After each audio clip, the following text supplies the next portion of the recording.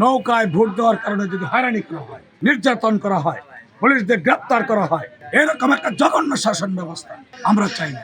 আমার সাথে কেউ আসলে পরে যদি পুলিশ গিয়ে তাকে বাড়ি গিয়ে হ্যারাস করে তাকে গ্রেপ্তার করতে চায়, তাহলে কমিউনিস্ট পার্টিকে আহ্বান জানাবো এই নির্বাচন বয়কট করার জন্য। আমি আর কয়েকদিন দেখব, আমি নির্বাচন থেকে সরে দাঁড়াতে বাধ্য হব যদি এই নিপীড়নগুলি চলতে থাকে।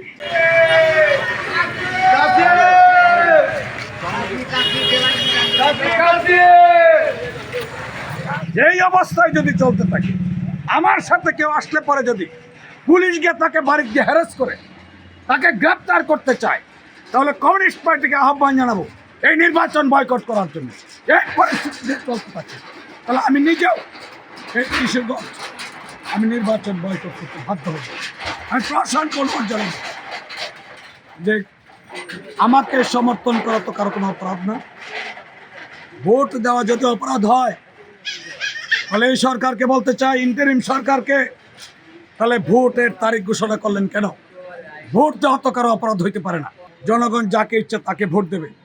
ভোট দেওয়ার কারণে যদি আজকে নিরীহ মানুষদেরকে নৌকায় ভোট দেওয়ার কারণে যদি হয়রানি করা হয়, নির্যাতন করা হয়, পুলিশদের গ্রেপ্তার করা হয়, এরকম একটা জঘন্য শাসন ব্যবস্থা, ভোট দেওয়ার কারণে যে নিপীড়ন হচ্ছে, এই অন্তর্বর্তীকালীন সরকার এটার বিরুদ্ধে একটা ব্যবস্থা নেবেন।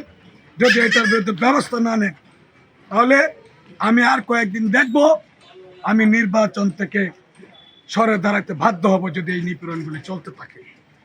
জনগণকে ভোট দিতে দেন। আমি কিশোরগঞ্জ এবং হুসেনপুরের মানুষকে বলবো যে আপনারা, আমি 1983 সনে মিছিল এসেছিলাম বন্ধুরা।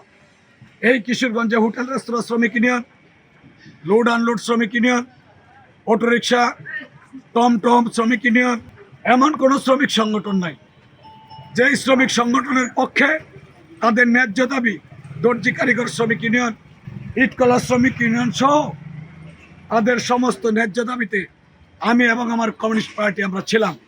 আমরা আশাবাদী যদি জনগণ ভোট কেন্দ্রে যায়, ইনশাল্লাহ আমার এই কাস্তে মার্কা পাশ করবে।